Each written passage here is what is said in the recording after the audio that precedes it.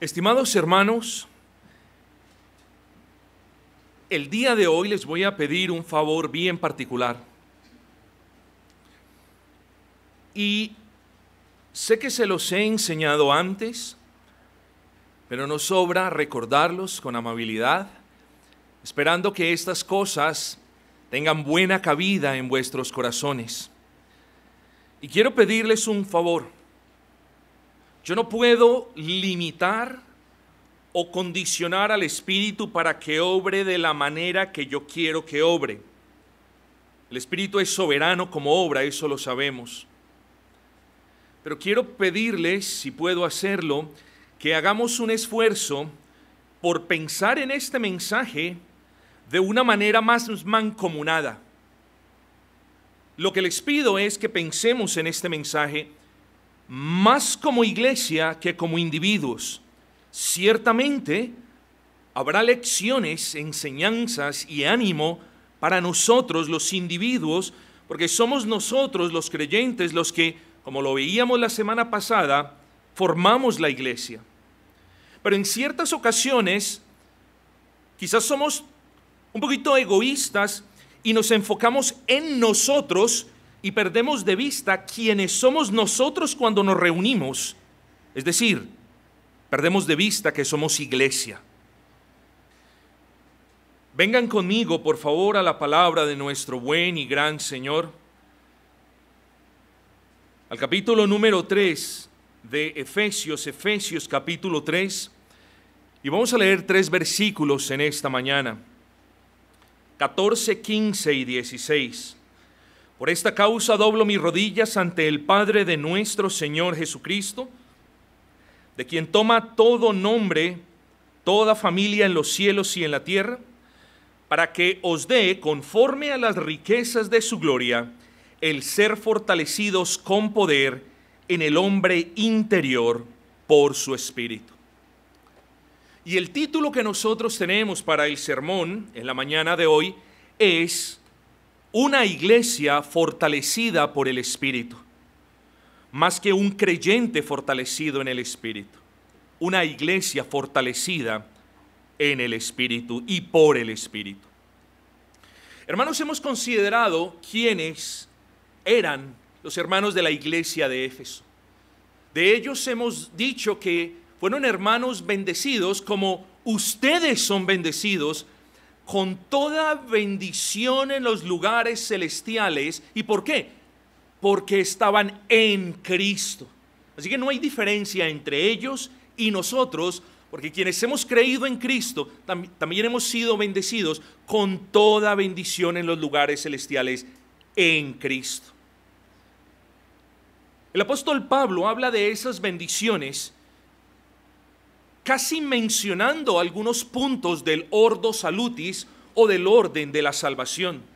El apóstol les dice: ustedes fueron predestinados en amor, fueron salvados por gracia, fueron adoptados con un propósito y fueron santificados para la gloria de Dios. Pablo les dice: ustedes son una iglesia caracterizada por el amor del Señor en ustedes y por la unidad que Dios ha forjado en ustedes. De hecho, una de las características principales de esta epístola es la unidad de la iglesia, en el sentido en el que la iglesia neotestamentaria no hace distinción entre judíos y gentiles. Y Pablo se los dice, se los enseña y se los recuerda. Pablo les dice: ustedes son una iglesia cuyo fundamento, cuya piedra angular es Cristo. Son una iglesia, son piedras vivas, nos dice otro apóstol en otro lugar, que están puestas la una al lado de la otra para que juntas formen una casa para el Altísimo, un edificio para el Altísimo, capítulo 2, versículo 21, un templo para el Altísimo y una morada para el Dios de la iglesia. Y eso lo veíamos la semana pasada y obviamente no lo vamos a repetir. Con esto en mente, hermanos, ahora venimos a nuestro capítulo 3. Y antes de que comencemos la exposición, quiero recordarles algo. Aquí en el capítulo 3 tenemos, y esto es algo un poquito técnico, que no es a la vez tan difícil, tenemos una digresión, una digresión. ¿Qué es eso? Es una famosa digresión. Paulina, ¿qué es eso de digresión? Es romper el hilo de un discurso para introducir algo que en apariencia no tiene relación con ese discurso inicial. Y ustedes ya van a ver por qué, estimados hermanos. Versículo número 1. Dice, por esta causa yo, Pablo, prisionero de Cristo Jesús por vosotros, los gentiles. Y luego ustedes vuelven a ver casi la misma expresión introductoria en el versículo 14. Por esta causa, no está escrito el yo Pablo, pero podríamos leer, por esta causa yo Pablo doblo mis rodillas.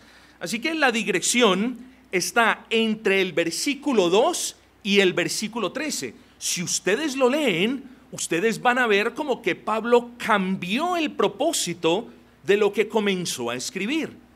Lo que sí tenemos que tener en cuenta es que toda la escritura, incluso esta carta y particularmente estos versículos, fueron inspirados por Dios. Así que esta digresión que encontramos aquí es también algo inspirado. No puede decir, no, es que el apóstol se despistó y entonces cambió de tema y por su propia voluntad hizo esto y aquello. No, toda la escritura es inspirada por Dios, aún esta aparente digresión que encontramos. Pero hermanos, ¿cuál es el punto? ¿De qué es lo que habla Pablo en esa digresión? Bueno, eso lo encontramos entre los versículos 2 y 13. Muy pronto ustedes tienen que recordar, este no era el caso todavía en la iglesia de Éfeso, pero muy pronto vendrían aquellos herejes judaizantes que iban a perturbar a la iglesia, que les iban a decir a los hermanos que ellos no podían ser hijo de Dios hasta que se circuncidasen, hasta que cumpliesen con todos los requisitos de la ley ceremonial para aquel entonces ya abrogada, porque Cristo era el cumplimiento de todos esos tipos y todas esas cosas maravillosas que vemos en el Antiguo Testamento. Así que para los tiempos en los que el apóstol escribió esta carta, la ley ceremonial había sido abrogada, pero los judaizantes estaban entrando a las iglesias cristianas, no estaban negando a Cristo. ¿Y qué era lo que estaban haciendo? Les estaban diciendo, es necesaria la circuncisión y la adherencia a la ley ceremonial. Pero, ¿cuál es el punto? Pablo parece que entiende esto, y de hecho creo que lo entiende.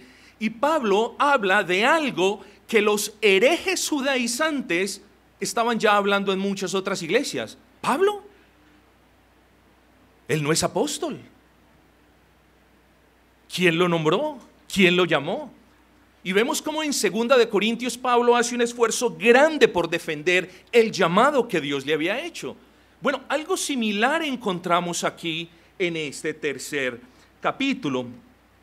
Versículo 2, si es que habéis oído de la administración de la gracia de Dios que me fue dada para con nosotros, no era que ellos no hubiesen escuchado. Esta traducción es un poquito desafortunada porque la construcción en la gramática griega suena mejor de la siguiente manera: ustedes leyeron de la gracia de Dios que me fue dada. ¿No es así?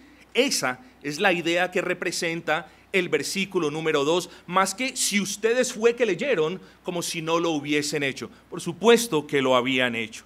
Pero Pablo habla de algo especial, Pablo habla del llamado que le hizo Cristo para ser apóstol de los gentiles. Pablo fue separado, Pablo fue autorizado y un oficio le fue asignado a Pablo. Esa es la expresión administración de la gracia. Para Pablo, su llamamiento apostólico, con todas las cargas y los sacrificios que eran inherentes a ese llamamiento, para él no era una carga, no era algo gravoso, sino que era una gracia. Y Pablo hace esta alusión a ese llamamiento, la administración de la gracia de Dios que me fue dada. Oh Señor, tú me encomendaste este oficio apostólico. Es una bendición, es una gracia que me hayas mirado, porque como ya lo leímos, yo soy el último de todos, soy el más pequeño de todos. Y eso es lo que quiere decir el apóstol Pablo. Ahora luego en el versículo 3, Pablo habla de un misterio, que por revelación me fue declarado el misterio. ¿Qué es un misterio? No confunda la palabra con algo misterioso.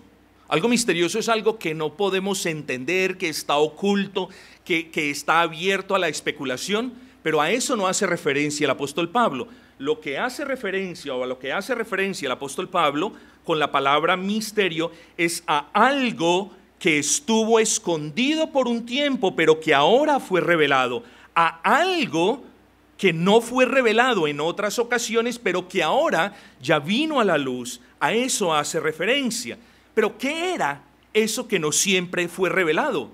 Bueno, sencillo, lo dijimos la vez pasada, que habría de venir un tiempo en el que no existirían más distinciones entre judíos y gentiles. Es que es muy importante que nosotros veamos el espíritu de esta carta, más que ponernos a hacer sermones de tópicos buscando cada palabra sobre la que se pueda hacer un sermón de tópico. No podemos perder el propósito de la carta. Y eso es lo que quiere dejar claro el apóstol Pablo.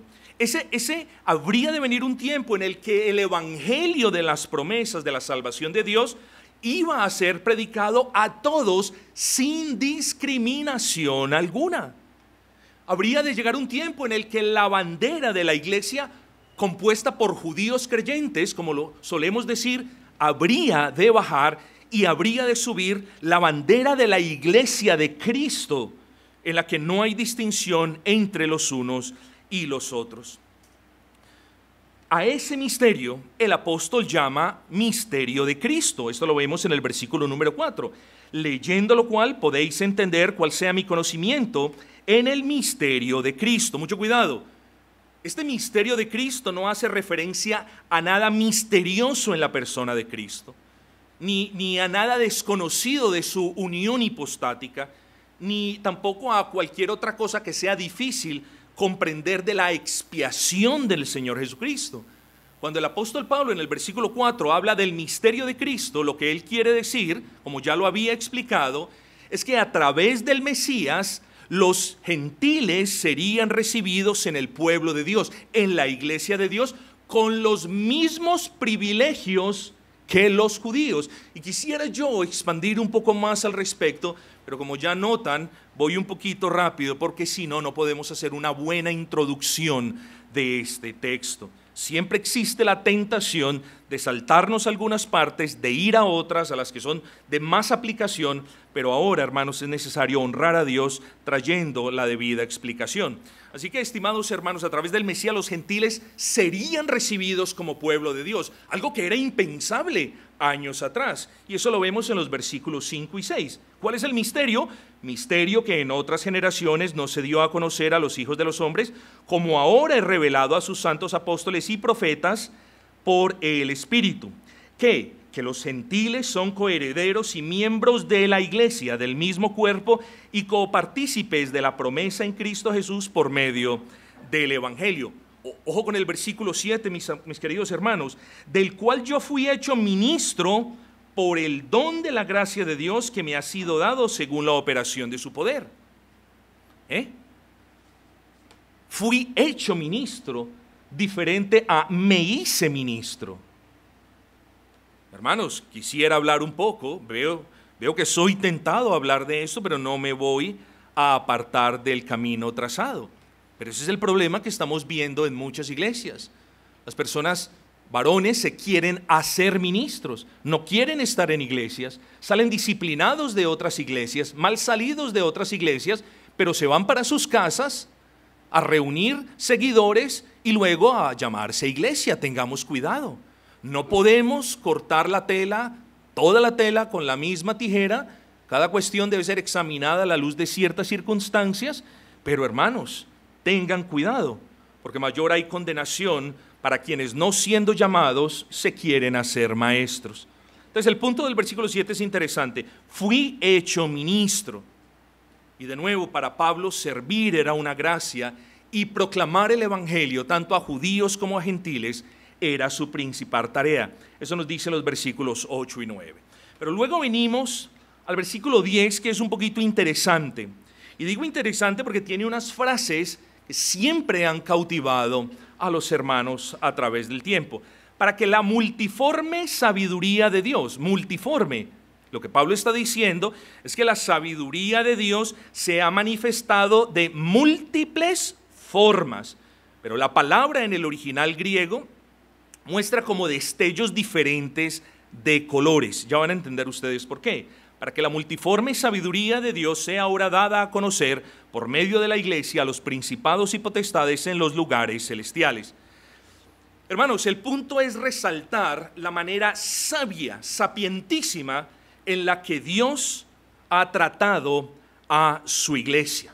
Y el punto es este, que si bien por un tiempo el Señor quiso que su remanente estuviera segregado entre creyentes judíos y creyentes gentiles, ahora había llegado el tiempo en el que esa multiforme sabiduría de Dios se manifestaría en la iglesia. ¿Pero cómo?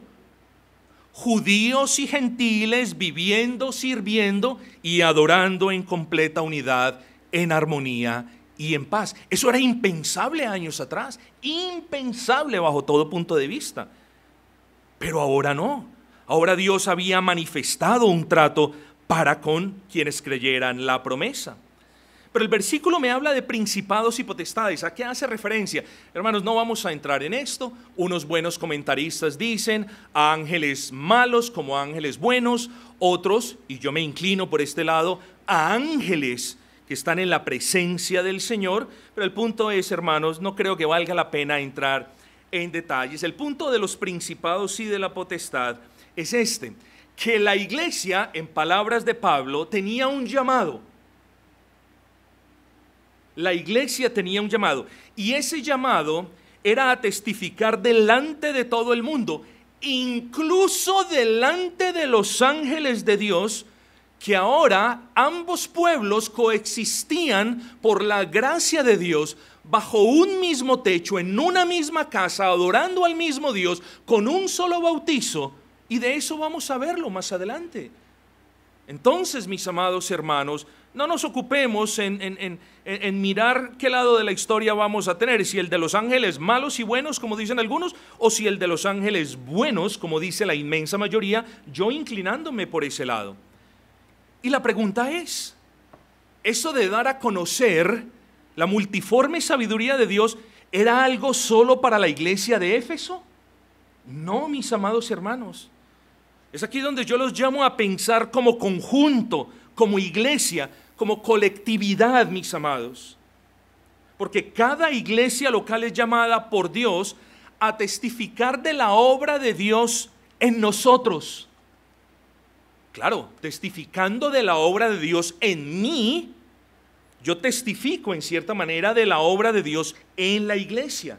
Pero aquí hay un llamado un poquito más general, hermanos. Y es Pablo diciéndole a los hermanos de la iglesia de Éfeso que tienen un llamado ante el mundo, que ellos son o fueron comisionados, fueron salvados con el propósito de revelar el hermoso trato de Dios para con ellos ante el mundo.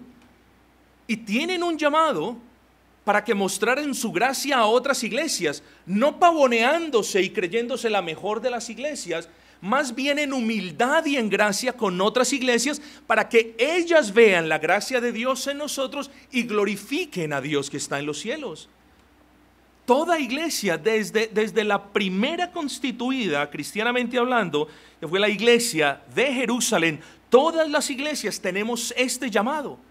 Pero también, hermanos, conforme a lo que dice el versículo 10, tenemos el llamado de testificar a los ángeles incluso. El pastor ya, pastores, no, hermanos, eso es lo que dice el texto. Pablo está diciendo de que ahora la iglesia debe dar a conocer esa multiforme sabiduría incluso a los ángeles. Los ángeles, hermanos, se maravillan cuando ven una iglesia unida. Los ángeles, los que están con Dios, no cayeron en pecado. Los ángeles se gozan, ellos conocen a Dios cara a cara y le sirven al Señor de día y de noche. Y no sufren cansancio ni agotamiento. Mis amados hermanos, pero nosotros somos lo opuesto. Nos cansamos, nos agotamos. Somos llamados a servir al Señor y no lo hacemos, a adorar al Señor y de vez en cuando.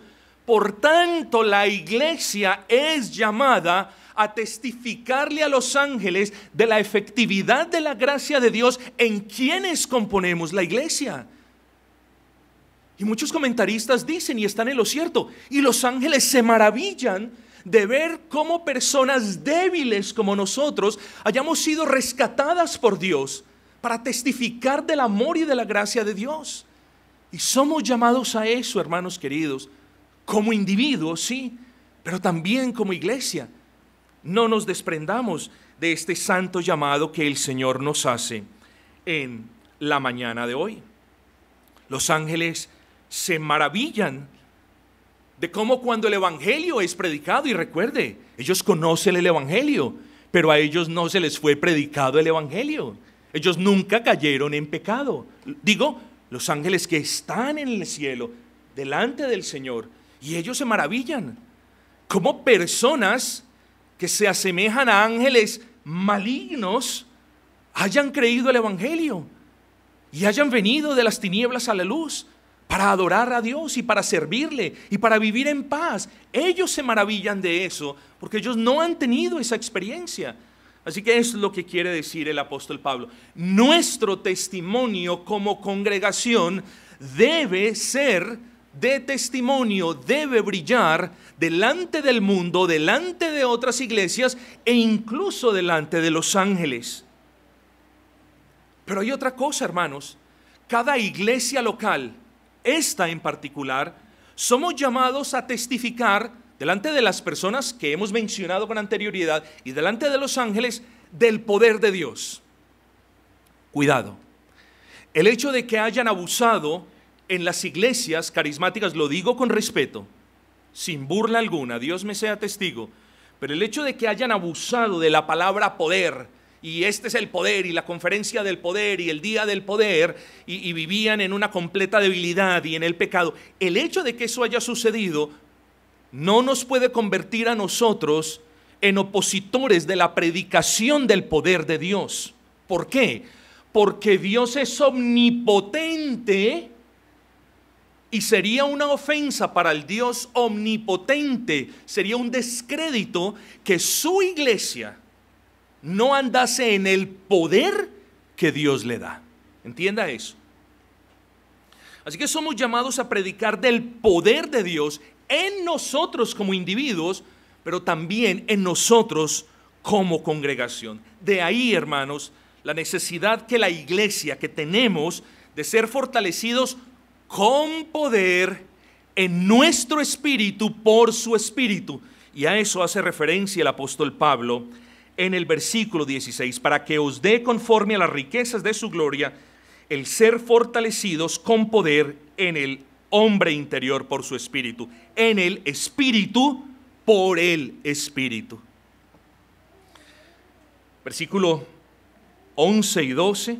Conforme al propósito eterno que hizo en Cristo Jesús nuestro Señor, en quien tenemos seguridad y acceso con confianza por medio de la fe en Él. ¿Cuál es el punto, hermanos queridos? Bueno, ellos ahora tenían a Cristo y estaban en Cristo, por lo que los gentiles ahora, habiendo sido descalificados en siglos pasados por los judíos, miren lo hermoso de este mensaje de consuelo para estos hermanos gentiles. Oigan, ustedes se pueden presentar delante del trono de gracia. Ustedes se pueden presentar seguros y confiados. Así que pasen seguros. Parece que el apóstol les estuviera diciendo, pasen seguros al trono de gracia sabiendo que Dios no lo rechazará. ¿Por qué? Porque ustedes, cuando creyeron en Cristo, ya están en Cristo, y es imposible que Dios rechace a alguien que está en Cristo. ¿Por qué? Y estoy hipotetizando, si Dios rechaza a un verdadero creyente que está en Cristo, adivinen a quién estarían rechazando: a su propio Hijo, lo cual es un imposible doctrinal, una herejía.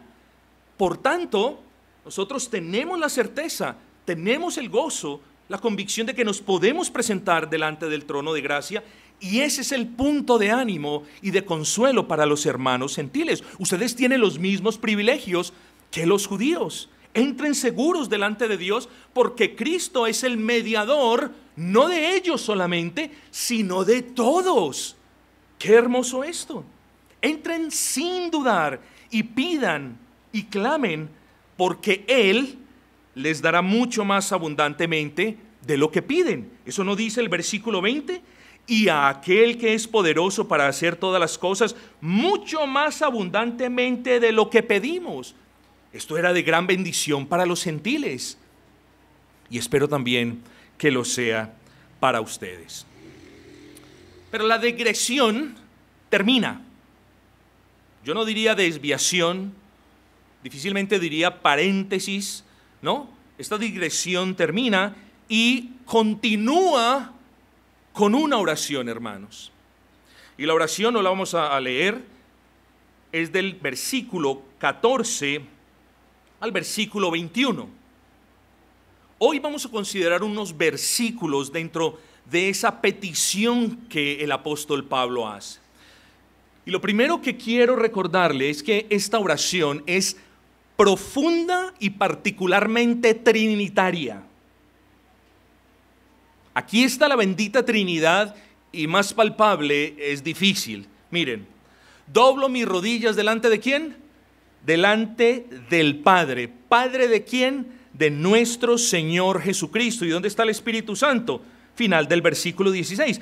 Para ser fortalecidos con poder en el hombre interior por su Espíritu. Padre, ¿a quién oramos? En el nombre de quien oramos, Cristo, para que ellos envíen a su Espíritu.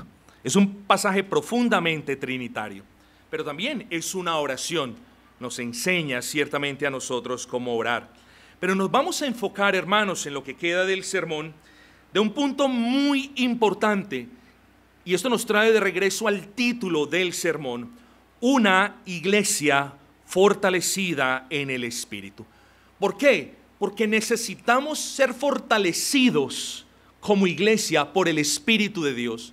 Y para que eso suceda, es cierto, necesitamos fortalecernos nosotros en esa esfera personal, para que cuando nos reunamos como iglesia podamos dar testimonio del poder de Dios, de la fortaleza con la que como individuos hemos sido fortalecidos. Si decidiésemos todos estar débiles para la próxima semana, cuando nos reunamos, no puedo yo pretender que le sirvamos con diligencia porque vamos a estar débiles. Bueno, en ese orden de ideas, cuando nosotros nos fortalecemos a nivel personal, entonces cuando nos reunimos podemos testificar del poder de Dios que habita en nosotros, que obra en nosotros, y el que nosotros proclamamos en el Evangelio, pues está escrito que el Evangelio es poder de Dios para salvación. Pero quiero que resaltemos 3 puntos en lo que queda del sermón. Primero, el fortalecimiento es un don de Dios, y todos lo sabemos.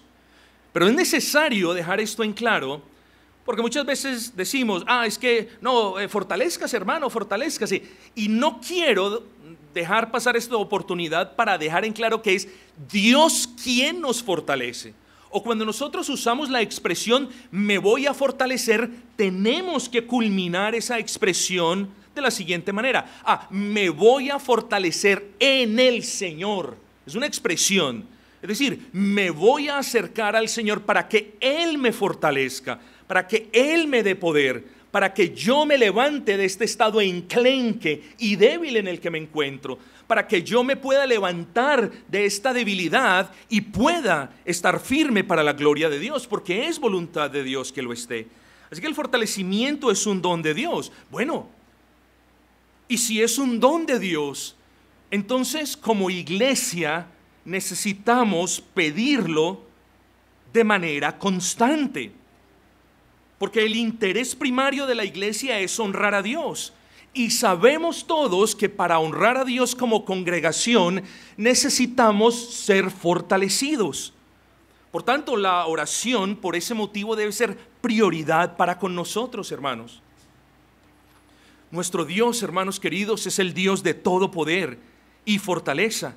Y Él nos llama, por lo que aprendimos, a acercarnos seguros y confiados para ser fortalecidos. ¿Y quién de nosotros no necesita ser fortalecido? Yo le voy a decir, yo no sé cuál es su debilidad, pero sí le voy a decir que usted necesita ser fortalecido. Así que no desprecie el llamado que Dios le hace hoy de fortalecerse en Él. Y entonces, cuando usted se reúna como iglesia, vamos a tener una iglesia fuerte, una iglesia firme, una iglesia que sirva sin pereza, una iglesia que no sea enclenque, inconsistente en el servicio. Noten ustedes, hermanos, para glorificar al Señor necesitamos ser fortalecidos por Él, porque nos desanimamos, porque otras veces nos cansamos y dependemos de que el Señor nos dé su fortaleza. Ahora yo les hago una pregunta, hermanos. ¿Qué clase de testimonio es el que da una iglesia débil? ¿Qué clase de testimonio es el que da una iglesia desanimada? ¿Una iglesia sin carácter y enclenque? Nosotros debemos tener mucho cuidado, mis hermanos. Cuidado de reflejar como iglesia algo que Dios no es. Lo hemos estado recordando en los sermones evangelísticos. Pero como iglesia no podemos reflejar algo que Dios no es. Me explico. Si la iglesia es llamada a reflejar la gracia de Dios y el amor de Dios y la misericordia de Dios y sus demás atributos comunicables, ¿cuánto más somos llamados a reflejar el poder de Dios? Así que cuando lo único que reflejamos como congregación es pereza o debilidad o languidez o dejamiento, ojo que estamos cometiendo un gravísimo pecado. Espero que se haya dado cuenta. ¿Por qué? Porque estamos reflejando algo que Dios no es. Ese es el pecado. Que como iglesia nosotros no reflejemos el poder, la fortaleza de Cristo. Lo aprendíamos hoy, lo leíamos hoy. El fortalecimiento es un don de Dios. El versículo 16 dice, para que os dé conforme a las riquezas de su gloria. Ya sabemos que Dios es el que da. Si Dios es el que da, nosotros le pedimos a Él esto que necesitamos. Pero luego dice, pidan esto, que Dios les dé esto, dice, conforme a las riquezas de su gloria. Hermanos, aquí hablamos de la capacidad de Dios. Es un término extraño para ser adjudicado al Dios omnipotente. La capacidad de Dios para fortalecer a su iglesia es infinita.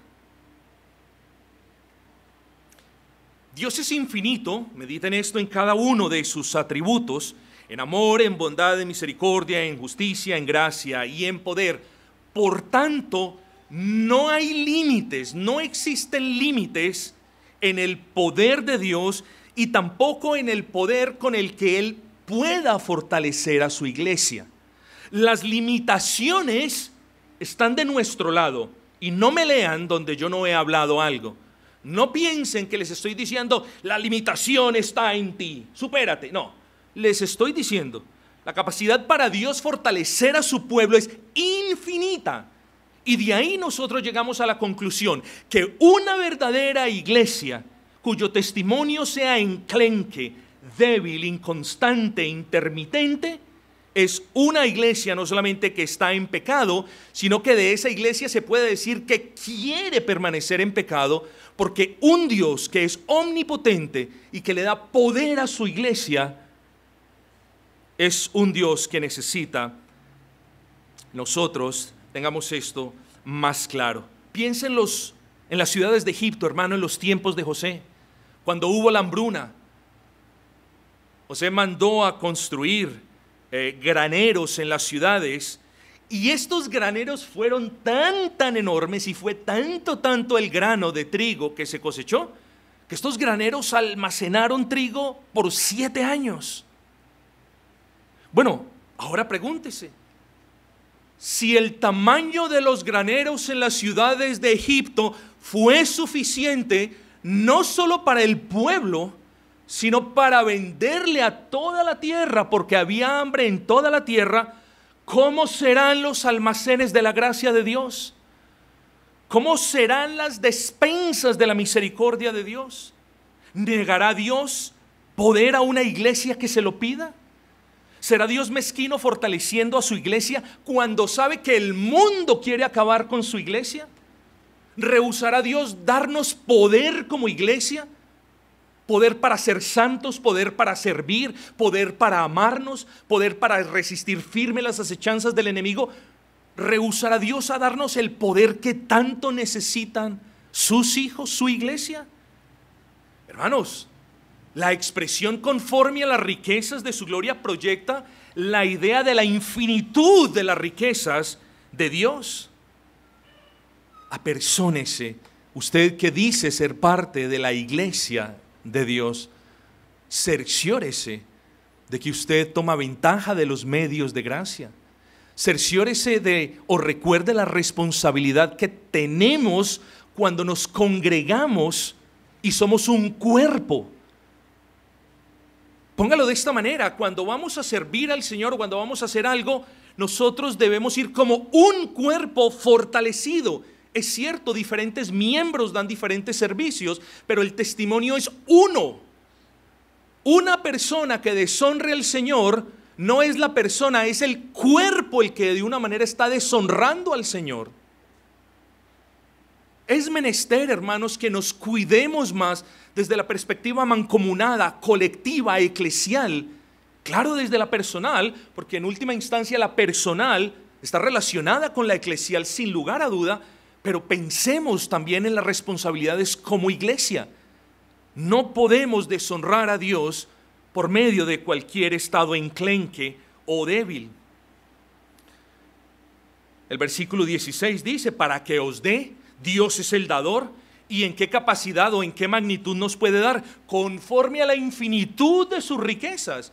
Ahora, ¿por quién nos lo da?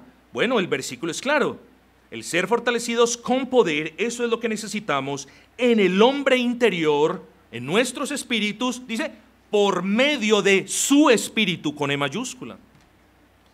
Hermanos, no vamos a repasar, pero bendito Espíritu Santo es el agente regenerador.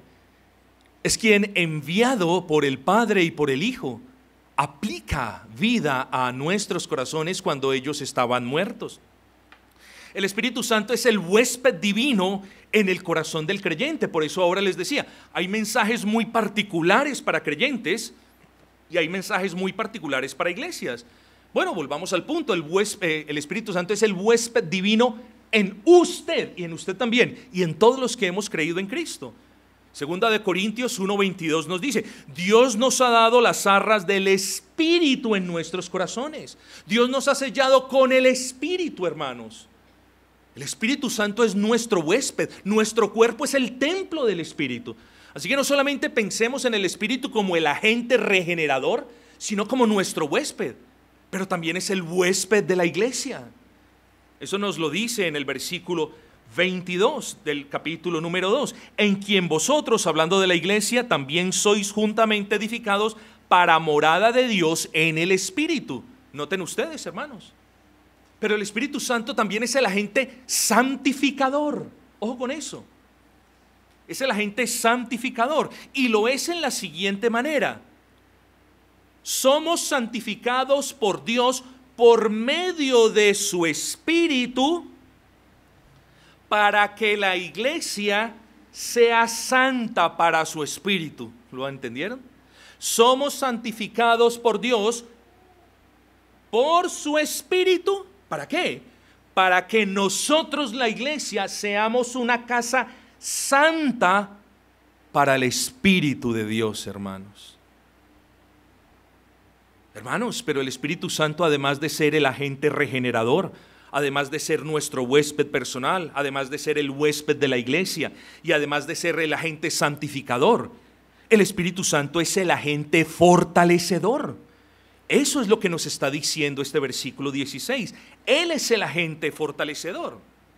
Ahora, ¿cuál es su función como el agente fortalecedor? ¿Cuál es su función como ese agente fortalecedor? Bueno, yo se lo pongo de esta manera en aras de la brevedad. De la misma manera como en la regeneración, el Espíritu Santo aplica la gracia salvífica de Dios para que nosotros nos acerquemos a Cristo así también en la santificación. Es un proceso gradual. En la santificación, el Espíritu Santo va aplicando poder y poder y poder, el poder de Dios en nosotros, para que ahora nosotros, con ese poder, participemos de la extensión del reino de Cristo. Esto es muy importante, hermanos. Repito, porque si el Espíritu Santo como agente vivificador, si Él nos inyectó la vida y la gracia para que nosotros entonces viniésemos a Cristo pidiendo perdón en su nombre, si eso ya lo hicimos, ahora en la santificación Él inyecta poder, el poder de Dios, ahora para que nosotros vengamos y participemos de la extensión del reino del Señor. Lo uno nos traía a Cristo arrepentidos, y lo otro, como lo cantábamos en el himnario, que estemos firmes para participar en la proclamación del Evangelio, en la extensión del reino. Así que, querido hermano y hermana, cada uno de ustedes como creyente tiene responsabilidades personales y familiares, pero que no se nos olvide que como iglesia, mis amados hermanos, somos fortalecidos por el Espíritu. Ahora miren el texto y nos acercamos hacia el final. Para que os dé conforme a las riquezas de su gloria, el ser fortalecidos con poder en el hombre interior por su Espíritu. Es necesario que esta iglesia sea fortalecida con el poder de Dios. Con el poder de Dios, para que como iglesia estemos firmes contra la tentación. Hay veces no podemos entender eso. Hay veces dimensionamos la tentación a un nivel personal, pero no es así. La iglesia también tiene tentaciones mancomunadas. Una de esas tentaciones es minar el fundamento sobre el que fuimos edificados. Muchas iglesias tienen esa tentación. No, pastor, esas son otras iglesias. No, queridos hermanos. El día que ustedes vayan a Inglaterra, encuentran templos que sirven hoy día para estaciones de bomberos y sobre todo para bares, cantinas y lugares de concierto. Y fueron iglesias firmes que proclamaron el Evangelio desde 1730, incluso desde un poquito antes, pero que hoy ya no son iglesias. ¿Por qué? Porque tuvieron la tentación, quizás pasaron por etapas difíciles y tuvieron la tentación de empezar a cambiar los fundamentos, es decir, las doctrinas sobre las que ellos fueron edificados, y hoy se acabaron. Ya no queda sino el templo, muy bonito, eso sí, muy bonito, pero no queda de la iglesia nada. Así que la iglesia tiene tentaciones, y si no estamos fuertes es muy fácil ceder a esas tentaciones. Otra de las tentaciones grandes de la iglesia es la desobediencia de los mandamientos. Esa sí que es una buena tentación, o una tentación grande. Pastor, es que el domingo es el único día donde podemos tener tiempo para la familia. Y entonces llega el pastor. Sí, es verdad. No, hagamos los servicios el sábado mejor. El sábado. Está la tentación de que si el pastor no cede ante una demanda de algunas personas, las personas se van a ir. Hermanos queridos, que se vayan, pero debemos estar firmes para no violar la ley del Señor. Otra tentación, pastor, es que nos estamos quedando como muy apartes de todo. La tentación es que de repente Cristo no es nuestro todo, nos sentimos un poquito como aparte de otras iglesias, entonces está la tentación. Pastor, mejor desbastemos estos muros de doctrina, estos muros que nos han protegido, mejor desbastémoslos para poder darle la mano a otras personas e instituciones. Eso es una gran tentación. Claro, cuando el muro estaba alto no venían las zorras, pero mientras vamos bajando el muro y buscando la aprobación de los hombres, se van metiendo los enemigos. Así que la iglesia sí tiene tentaciones. Otra tentación, la de no servir a Dios. pastor, estamos cansados. Sí, yo entiendo, yo también, hermano. Pero existe la tentación de no hacer nada para la extensión del reino. Existe la tentación de acostumbrarnos a un facilismo de 2 horas el día domingo y de cama el resto de la tarde. Esa es la tentación. Pero la iglesia, para evitar caer en esta tentación, se debe fortalecer, estimados hermanos. Así que sí hay tentaciones y necesitamos el poder de Dios para no ceder ante estas tentaciones. Pero necesitamos el poder de Dios en segunda instancia para estar firmes contra la arremetida del error y de la mundanalidad. Hermanos, el error y la mundanalidad han arrasado con miles de iglesias a lo largo de la historia. ¿Y cuáles han permanecido? Aquellas que se han fortalecido en el Señor y que han sido fortalecidas por Él con el poder de su fuerza. Hermanos, el error ataca a las iglesias y la mundanalidad quiere entrar por las puertas de la iglesia, acabar con todo lo que se ha edificado para la gloria del Señor. Solo una iglesia firme y fuerte puede resistir la arremetida del error, hermanos. Una iglesia débil y enclenque le va a abrir las puertas a la mundanalidad en cualquiera de sus formas. Tengamos cuidado. Y espero que ustedes ahora estén dimensionando la responsabilidad que tenemos como iglesia. No solamente como individuos, sino como iglesia. Una iglesia con poder es una iglesia que resiste el error, que lucha por la verdad y que no se vende al mundo. Hermanos, y Dios no nos salvó para que seamos una guarida de Satanás, ni una sinagoga del demonio. Dios nos salvó para que seamos una casa santa, limpia para la gloria de su nombre. Dios no estableció los fundamentos de los apóstoles y de los profetas para que luego las paredes se fuesen derribando. No, Dios nos estableció sobre los fundamentos, las doctrinas inspiradas por Dios a través de los apóstoles y de los profetas para que nosotros estuviésemos firmes, hermanos. Y firmes tenemos que estar. Porque no quiero dramatizar el sermón, pero la iglesia en estos últimos días tiene que dar un mejor testimonio de Cristo. Pero una iglesia débil no lo va a hacer. Una iglesia enclenque no lo podrá hacer. Pero tercer punto, la iglesia necesita ser fortalecida con el poder de Dios por su Espíritu para soportar el rechazo y la persecución. Cuando una iglesia firme, fuerte, proclama el Evangelio, defiende la verdad y ama la santidad, sus enemigos abundarán incluso dentro del círculo de aquellos que también se llaman cristianos. Hermanos, y no nos podemos sentar a llorar porque otros nos rechazan. Eso es debilidad. La iglesia, pese al rechazo por estar agradando a Dios, debe continuar levantando el pendón del Evangelio y debe continuar esforzándose por servir al Señor.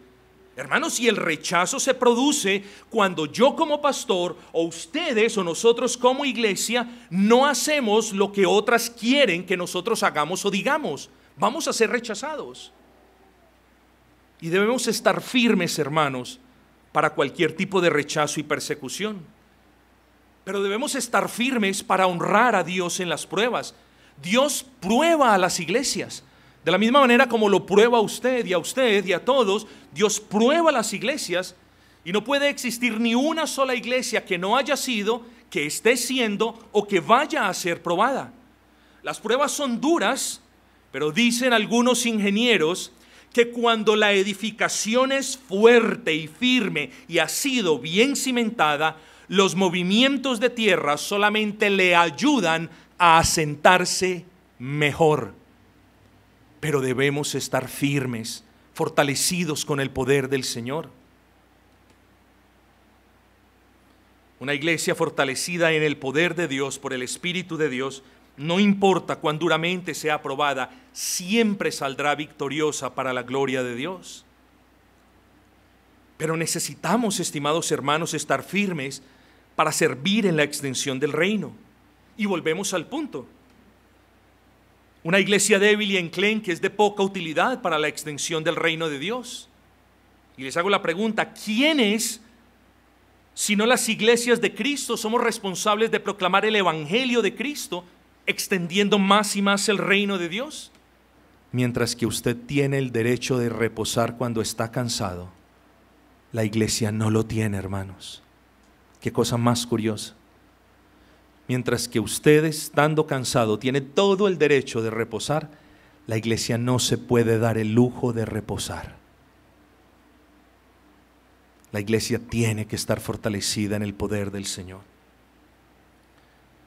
Oremos pues al Señor, querida iglesia, para que Él nos conceda el don de ser fortalecidos con su poder. Y pidámosle que nos fortalezca, porque su capacidad para fortalecernos es infinita. Y fortalezcámonos en su poder en el hombre interior. Entre más poder Dios nos conceda por su gracia, 1, más podremos hacer por su causa. 2, más podremos proclamar el evangelio. 3, más podremos defender la verdad. 4, mejor podremos resistir las arremetidas del mundo. 5, más podremos hacer algo o todo para la gloria de Dios. Y entre más poder Dios nos dé, más estamos testificando de la persona y del poder y de todos los atributos de aquel Dios que nos salvó. Así que, querido hermano, fortalezcas en el Señor y en el poder de su fuerza. Que su espíritu gima a Dios para que Dios en su espíritu le fortalezca. Pero como iglesia no se nos olvide de estas cuestiones que hemos mencionado. Porque sin el poder de Dios no podemos resistir el error, no podemos servirle a Cristo, no podemos sobrellevar el rechazo que tenemos por ser fieles. Pidamos pues que el Señor nos dé poder como individuos, pero también que fortalezca nuestra iglesia. Quiera el Señor que así sea.